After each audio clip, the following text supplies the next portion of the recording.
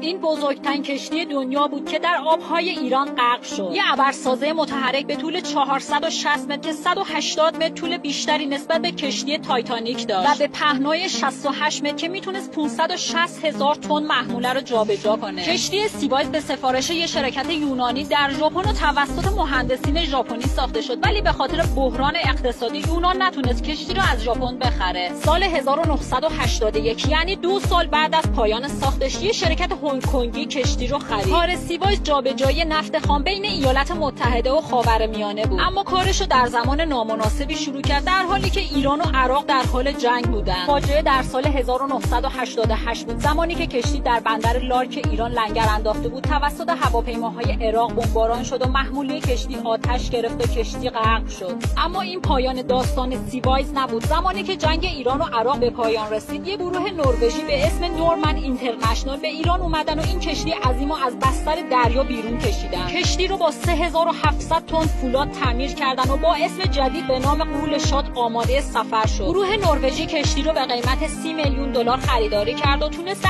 سال دیگه نفت رو از دریاها عبور بده، اما به خاطر مشکلات نگهداریش یک بار دیگه کشتی فروخته شد و 6 سال به عنوان مخزن نفتی در قطر موند و سرانجام به عنوان ضایعات به هند فروخته شد و تنها لنگر 36 تنی اون در موزه هنگ کنگ باقی مونده.